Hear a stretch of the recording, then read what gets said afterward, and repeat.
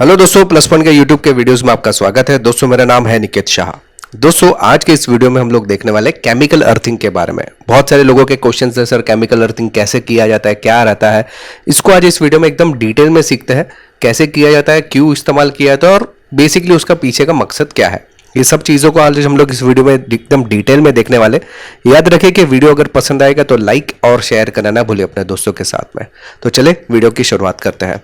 Basically सबसे पहले तो अर्थिंग करते ही क्यों है, वहां से हम लोग शुरुआत करते हैं। तो अर्थिंग का जैसे आपको मालूम है कि 3 वायर रहते हैं बेसिकली, एक लाइव, न्यूट्रल और अर्थ। लाइव वायर जिसमें से सप्लाई अंदर जाता है, न्यूट्रल से बाहर निकलता है, और अर्थ जो रहता है बेसिकली हमें प्रोटेक्शन के लिए यूज करते हैं। जैसे कि आपके सामने यहाँ पे एक इलेक्ट्रॉनिक इक्विपमेंट है।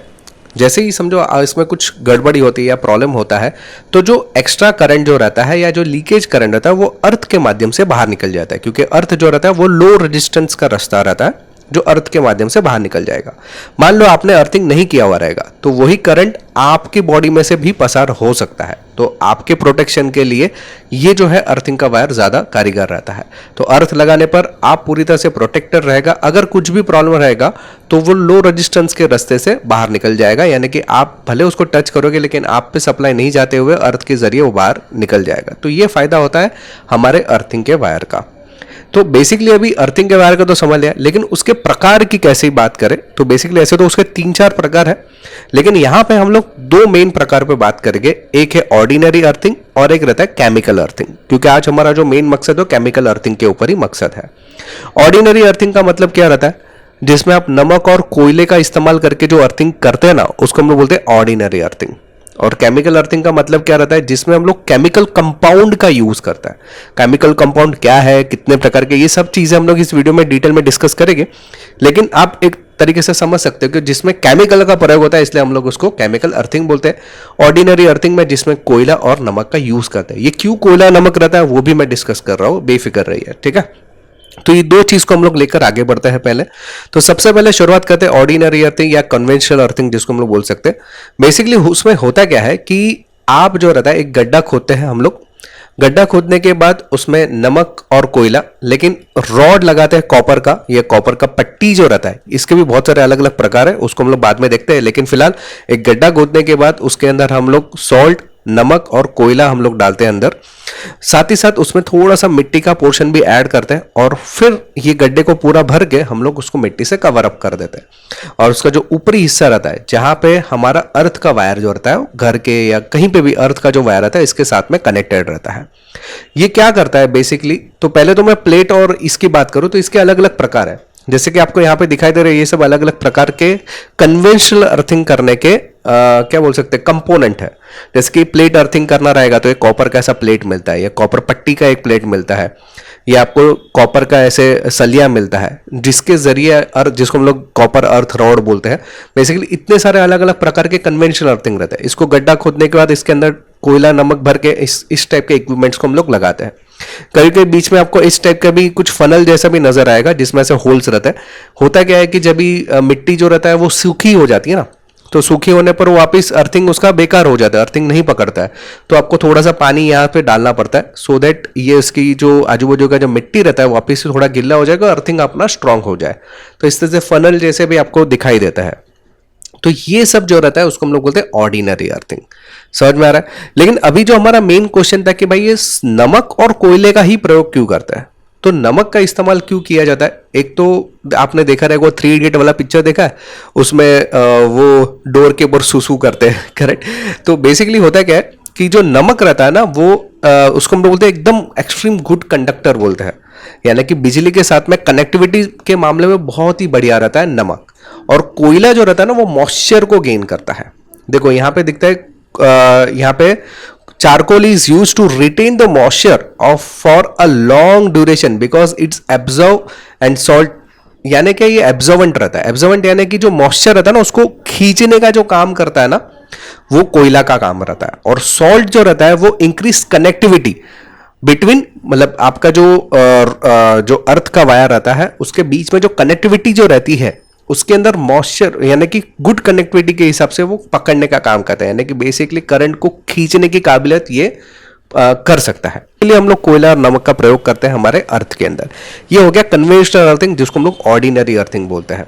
लेकिन उसमें भी कुछ प्रॉब्लम्स है। प्रॉब्लम्स क्या क्या है, इसका जो रेजिस्टेंस रहता है ना वो प्रॉपर नहीं रहता। आपको ऐसे नॉर्मली ऐसे बोला जाता है कि रेजिस्टेंस हमारे घरों के आसपास समझो 3 ओम या 5 ओम के आसपास होना चाहिए, लेकिन इसका रेजिस्टेंस बहुत ही ज़्यादा रहता है, यानी कि लगभग 10 से 15 ओम, कभी कभी 50 ओम, 100 ओम इतने रेजिस्टेंस हो जाते हैं। तो बेसिकली ये जो है वो इतना रेजिस्टेंस के मामले में ज़्यादा बेहतर नहीं काम करता है। इसका मेंटेनेंस का भी बहुत इशू है। मेंटेनेंस इशू का मतलब क्या होता है कि इसको हम लोग समझो गड्ढा बना के डाला, नमक कोयला वगैरह, और पानी फिर पोर करना पड़ता है, पानी बार बार डालना पड़ता है, क्योंकि अगर मिट्टी कैसे रहती है उसके ऊपर आधारित रहता है। पहाड़ी इलाका है या पथरीला इलाका है, वहाँ पे ये इस तरीके का जो अर्थिंग है वो काम नहीं करेगा। फिर उसके बाद आपको अर्थिंग के लिए हर एक बार मतलब हर एक कुछ साल में नए नए अर्थिंग क्रिएट करने पड़ते हैं, क्योंकि कुछ सालों के बाद वो अर्थिंग जो रहता है ना वो सड़ने लगता है, खराब होता है। उसके अंदर की जो पाइप रहती है वो खराब हो जाती है, सड़ जाती है। कभी कभी वो जो पाइप ही रहता है वो प्रॉपर क्वालिटी का नहीं रहेगा, ऐसा भी प्रॉब्लम हो सकता है। और उसकी वजह से हमारे घर की लाइट वगैरह खराब होती है, डिम भी होने की संभावना रहती है। तो ये सब जो प्रॉब्लम रहता है ये सब हमारे ऑर्डिनरी अर्थिंग के प्रॉब्लम रहता है, और इन सब का सॉल्यूशन है केमिकल अर्थिंग। ठीक है, तो केमिकल अर्थिंग क्या है? तो केमिकल अर्थिंग जो रहता है उसको हम लोग एकदम डिटेल में समझने से पहले जानकारी के लिए बता दूं, हम लोग ने ऑनलाइन में भी कई सारे कोर्सेज चालू कर दिए, जिसमें इलेक्ट्रॉनिक्स है, इलेक्ट्रिकल है, मोबाइल रिपेयरिंग हो गया, लैपटॉप रिपेयरिंग हो गया, computer hardware, 2D animation, 3D animation, Tally, advance Excel, programming, robotics, कई सारे अनगिनत कोर्सेज चालू कर दिए। ये सब कोर्सेज आपको अगर करना है तो हमारा एक एप्लीकेशन है प्लस पॉइंट ट्रेनिंग नाम का, ये गूगल प्ले स्टोर पे आपको ऐप है हमारा, मिल जाएगा। आपको अधिक जानकारी चाहिए व्हाट्सएप के ऊपर तो ये मेरा व्हाट्सएप नंबर है, इस पे मुझे केवल हाई का मैसेज डाल दीजिए, तो मैं ऑनलाइन कोर्सेज कैसे किया जाता ना उसके रिलेटेड एक वीडियो और हमारे एप्लीकेशन के लिंक, ये दोनों चीज आपको मैं भिजवा दूंगा। तो चलिए वीडियो की शुरुआत करते हैं, आगे बढ़ते हैं केमिकल अर्थिंग के ऊपर। तो बेसिकली केमिकल अर्थिंग की अगर मैं बात करूं तो उसमें जो मेन कंपोनेंट रहता है ना उसका ये रॉड, आप देख सकते हैं यहाँ पे पाइप बोल सकते हैं या स्ट्रिप अर्थिंग भी बोल सकते हैं। इसमें दो प्रकार के रॉड होते हैं, एक कॉपर के भी आ सकते हैं, जीआई के भी आ सकते हैं। तो इसके अंदर होता क्या है कि इसके अंदर आप देख सकते हैं एक प्लेट जैसा आपको दिख रहा है, ये पूरी की पूरी प्लेट रहती है एक। साथ ही साथ ये जो रॉड रहता है ना उसके बीच में भी केमिकल भरा हुआ रहता है, यानी कि एक आउटर पाइप रहती है और एक इनर स्ट्रिप रहती है। सबसे पहले तो दो पार्ट आपको समझ में आया, इनर स्ट्रिप और आउटर पाइप, यानी कि इसमें दो चीजें हैं। साथ ही साथ इन पाइप के अंदर भी कुछ केमिकल्स रहता है, हाई कंडक्टिविटी रिच मटेरियल रहता है, यानी एक बेसिकली केमिकल रहता है जो कि इस पाइप को और अंदर का जो रॉड रहता है उसको मजबूताई से एक दूसरे के साथ एक कनेक्टिविटी कर सके। या आप जब भी अर्थिंग के साथ में उसको जोड़ते हो तो जैसे नमक कैसा है, मैंने बोला कि गुड कंडक्टर है, वैसे बहुत ही हाई कंडक्टिविटी पैदा कर लेता है। तो इस टाइप का मटेरियल का ही रेडीमेड मिलता है, ये जो पाइप रहता है वो रेडीमेड मिलता है। आप जाएंगे ना बाजार में तो इलेक्ट्रिकल शॉप में जाएंगे तो ये रेडीमेड मिल जाता है, जिसमें आप बोलेगे केमिकल अर्थिंग के लिए रॉड दो तो आपको अलग टाइप का रॉड देगा। जो नॉर्मल रॉड रहता है ना उसमें ऐसा कुछ नहीं रहता, केमिकल अर्थिंग में रॉड में आपको इस टाइप का मिलेगा, केमिकल पूरा भरा हुआ रहता है इस रॉड के अंदर और अंदर एक स्ट्रिप रहता है अलग से। तो अभी हम लोग बात करके जो केमिकल का यूज करते हैं ना हम लोग, वो कौन सा रहता है, तो उसमें जो केमिकल रहता है वो बेंटोनाइट का और ग्रेफाइट बेस्ड कंपाउंड का यूज करते हैं। ये कंपाउंड यानी कि इसमें बहुत सारे केमिकल का मिक्सचर रहता है। बेसिकली पहला जो केमिकल आपको यहाँ पे स्क्रीन में दिखाई दे रहा है ये ऐसा ब्राउन कलर में दिखाई दे रहा है, ये आप देख सकते हैं ब्राउन कलर है जिसको हम लोग बेंटोनाइट बोलते हैं। बेसिकली ये जो कंपाउंड है वो रेतीली जमीन जो जहाँ पे रहती है, ड्राई जहाँ पे जमीन रहती है वहां पे हम लोग ज्यादातर यूज करते हैं। और दूसरा आता है ग्रेफाइट जिसको कार्बन बेस्ड कंपाउंड भी आप बोल सकते हैं। ये कंपाउंड में कैसा रहता है कि ब्लैक कलर का मटेरियल आपको, तो कार्बन ज्यादा रहता है इसके अंदर, ग्रेफाइट इसको लोग बोल सकते हैं। जो पेंसिल के नोक रहते हैं ना वो भी ग्रेफाइट से बनी हुई रहती है, आपने सुना रहेगा। तो वो टाइप के तत्व का प्रयोग होता है, इसलिए हम लोग उसको ग्रेफाइट बेस्ड कंपाउंड बोल सकते हैं। ऐसे ब्राउन और ब्लैक ऐसे दोनों अलग अलग कंपाउंड आपको देखने आमतौर पर मिलते हैं, ऐसे गुनियों के स्वरूप में मिलते हैं। अभी होता क्या है कि बेंटोनाइट का जो इस्तेमाल रहता है उसमें सोडियम एक्टिवेटेड कुछ मटेरियल रहता है जिसके अंदर आप इसका यूज करते हैं। इसमें पानी का मिक्सचर करके आप उसको लगाना पड़ता है, यानी कि डालना पड़ता है।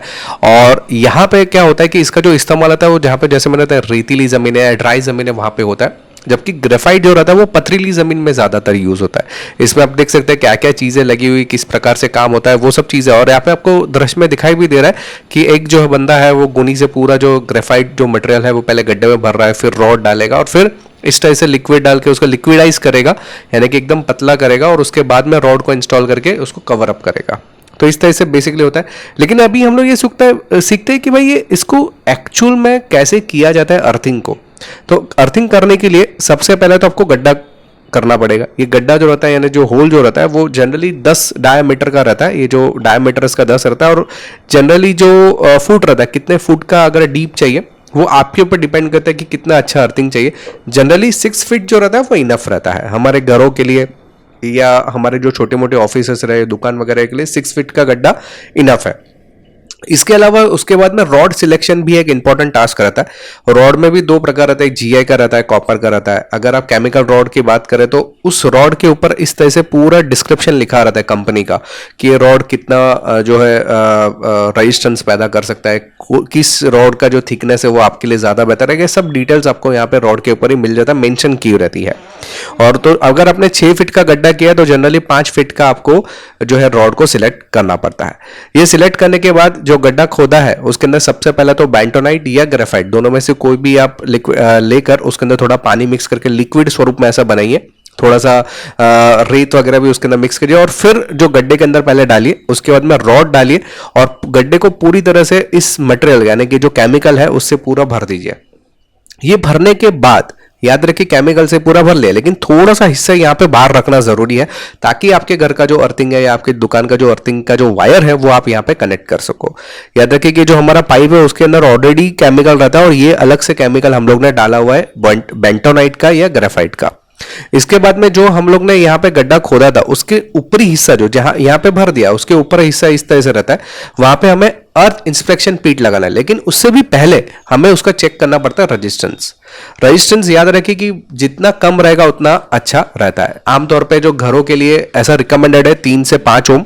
3 ओम रहेगा तो ज्यादा अच्छा माना जाता है, 5 ओम ठीक ठाक है, मतलब चल जाएगा, इतना ज्यादा नुकसान नहीं होगा। अगर उससे ज्यादा रेजिस्टेंस है तो मतलब समझो कि कुछ गड़बड़ है आपको और एक या प्रॉपर तरीके से नहीं हुआ है आपका अर्थिंग।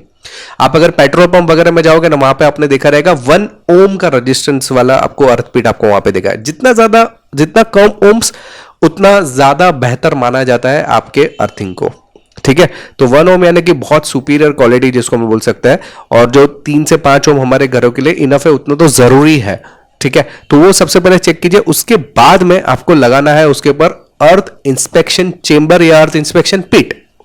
इसके भी अलग अलग स्वरूप मिलते हैं, जैसे आपको यहाँ पे दिख रहा है कंक्रीट वाला है, कंक्रीट प्लस लोखंड वाला है, या पीवीसी टाइप के यानी कि प्लास्टिक वाला जो बेस रहता है वैसा भी अर्थ पिट मिलता है। इसके ऊपर मैंने ये तीनों के अलग अलग स्वरूप के ऊपर कौन सा बेस्ट है ना, इसके ऊपर अलग से वीडियो बना है। यहाँ पे आई का आइकॉन दिख रहा है, यहाँ पे क्लिक करने पर वो वीडियो आपको नजर आएगा, बहुत डिटेल में मैंने इसको एक्सप्लेन किया गया।